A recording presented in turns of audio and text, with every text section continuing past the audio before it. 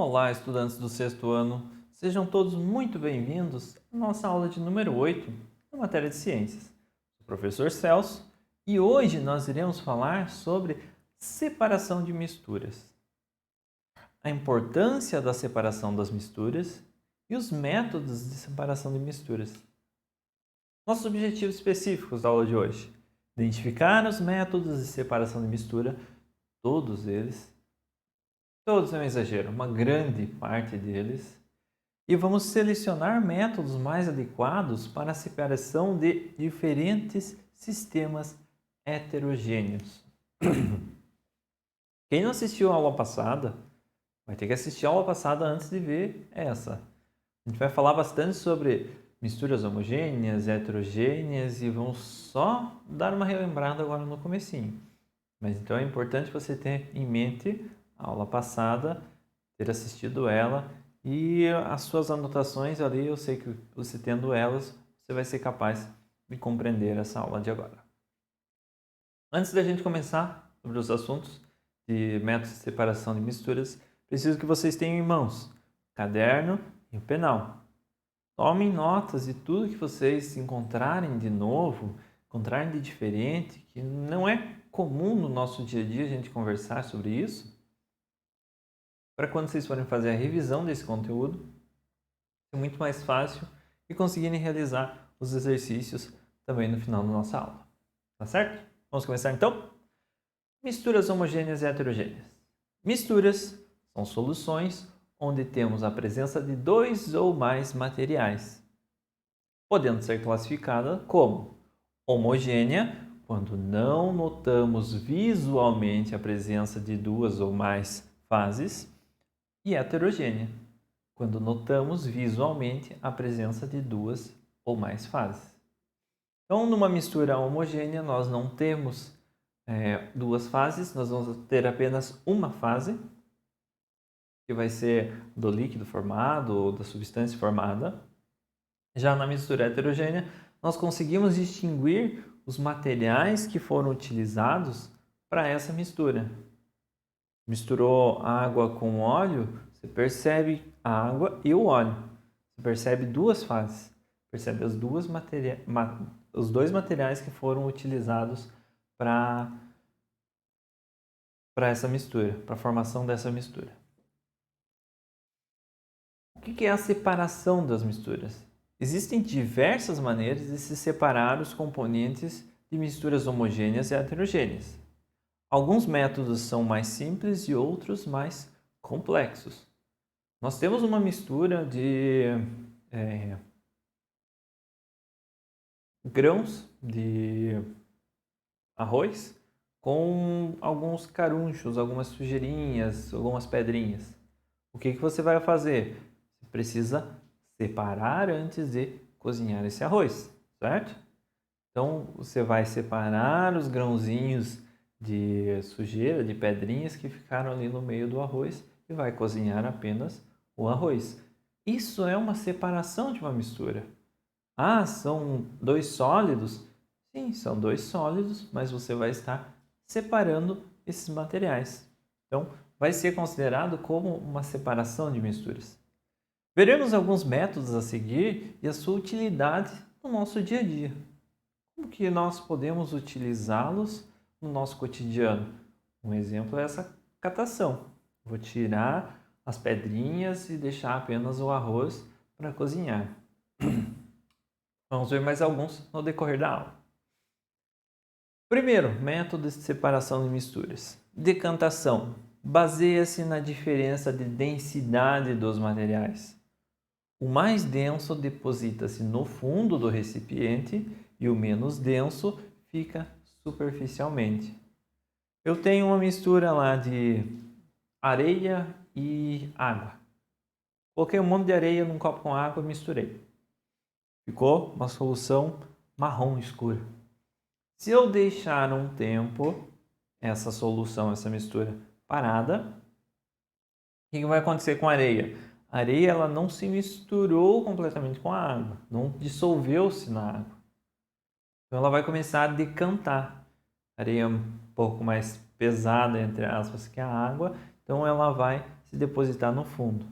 Pesadas, entre aspas, eu digo, porque o certo seria falar mais denso do que a água. Então, a areia mais densa que a água, ela vai se depositar no fundo. Depois, nós conseguimos retirar apenas a água que ficou superficialmente.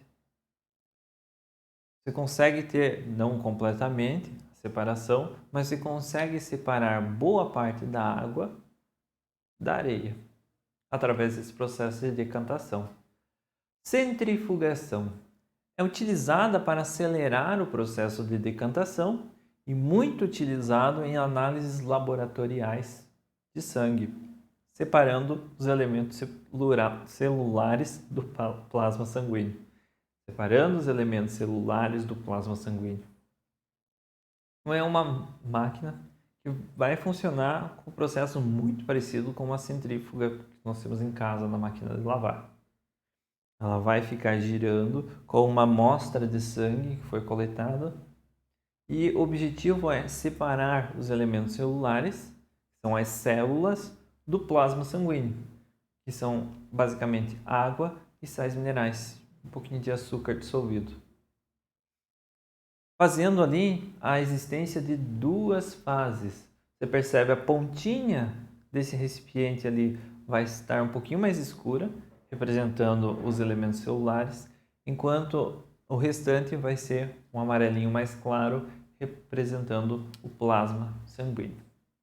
E isso é possível se nós deixarmos um dia, por exemplo, o sangue numa ampola parado, sem mover ele vai fazer esse processo de decantação, mas com uma centrífuga você vai acelerar esse processo para alguns minutos, alguns segundos. Acelera o processo de decantação. Flotação, usado para separar sólidos de densidades diferentes através da adição de água. No nosso exemplo ali, eu tenho areia, eu tenho serragem, pedacinhos de madeira, enfim, serragem.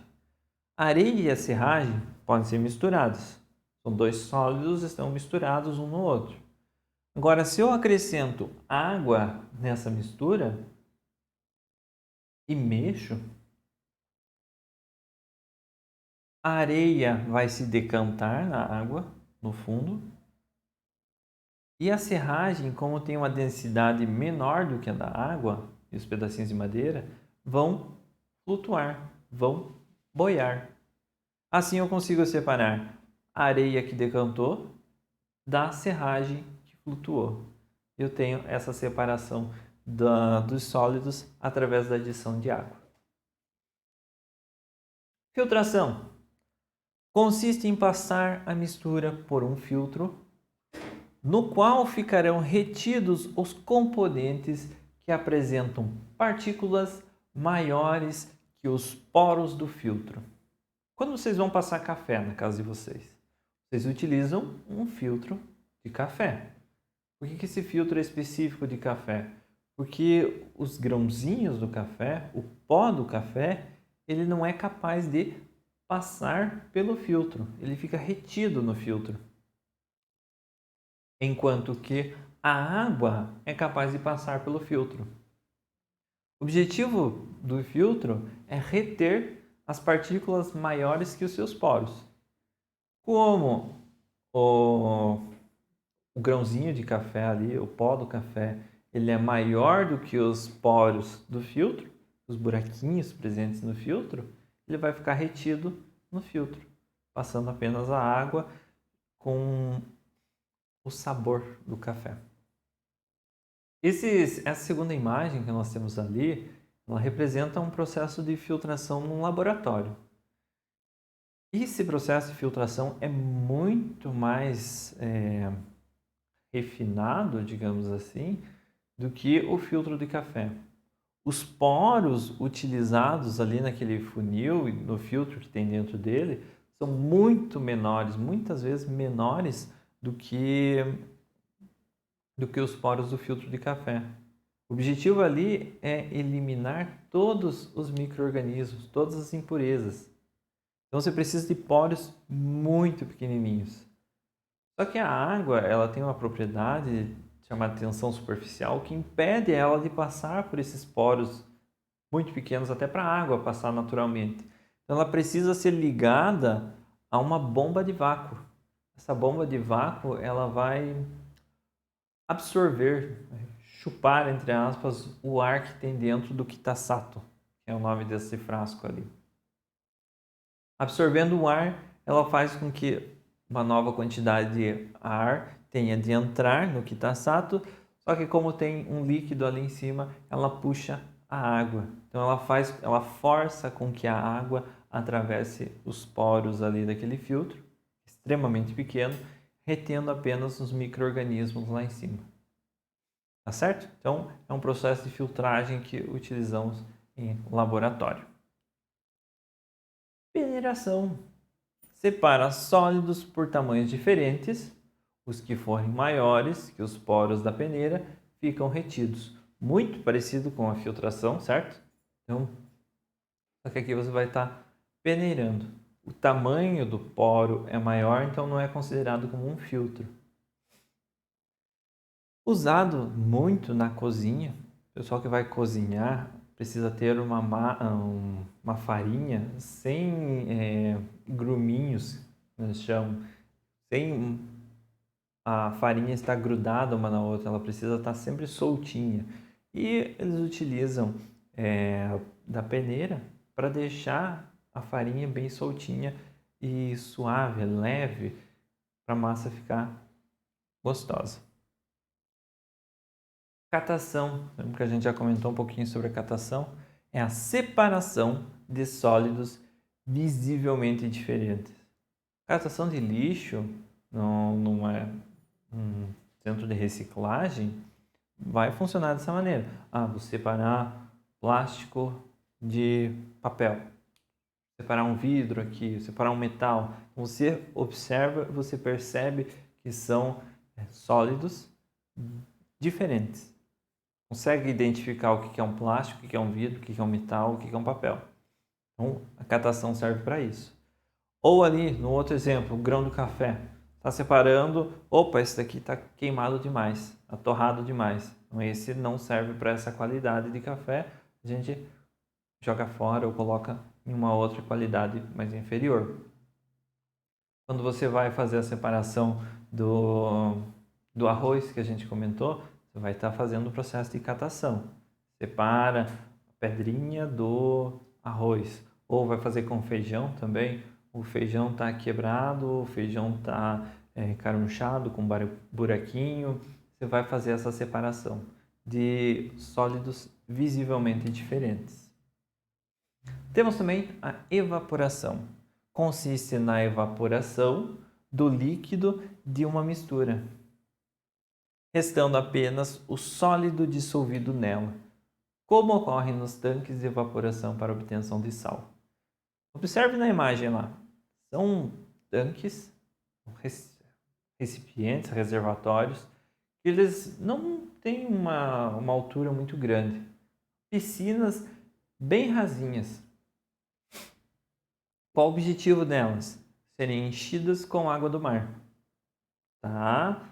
O sol vai fazer o quê? A evaporação. Como elas estão restritas a um espaço, a água está restrita a um espaço, o sol, ao longo dos dias, vai evaporar essa água do mar e vai deixar apenas os sais que estão dissolvidos na água do mar. Então, o sal de cozinha ele pode ser obtido também dessa forma. A água do mar evaporou e sobrou apenas o sólido. Como para o sal de cozinha evaporar, a temperatura teria de ser muito mais elevada, então o sol aqui atingindo a Terra não consegue essa temperatura, precisaria de um forno, enfim, muito próprio. O sal ele não vai evaporar e ele fica retido ali naquele tanque no fundo do recipiente, enquanto todo o restante da água que estava ali junto com ele evaporou. Esse é o processo de evaporação. Evapora um líquido e mantém o sólido restrito num recipiente. E nós temos também a destilação. método utilizado para separar misturas homogêneas com base na temperatura de ebulição de cada componente. Você tem uma mistura aqui com vários componentes. Então, você vai ter álcool, você vai ter água, você vai ter açúcar, por exemplo. Você consegue colocar essa mistura numa temperatura controlada, onde apenas o álcool vai evaporar. Evaporando todo esse álcool, você reserva ele num recipiente. Depois você leva a temperatura dessa solução, dessa sua mistura, até a temperatura em que a água vai evaporar. Atingiu 100 graus Celsius, a água começou a evaporar, você reserva num outro recipiente a água, restando apenas no fundo do recipiente o açúcar que estava misturado com a água. Então você consegue, através da destilação, separar vários materiais que estão fazendo parte dessa mistura. Uma mistura homogênea, que você observa, você vê apenas uma única fase. Não consegue perceber que elas são vários materiais compostos ali. Pessoal, essa foi a nossa aula de hoje. Espero que vocês tenham compreendido esse assunto. Se tiverem alguma dúvida, retoma o vídeo, assista novamente. Como eu comentei, assiste o vídeo da aula passada que fala sobre essas misturas homogêneas e heterogêneas, se não conseguiu pegar nessa aula aí. Espero que vocês consigam realizar o exercício com facilidade. Nos vemos na nossa próxima aula.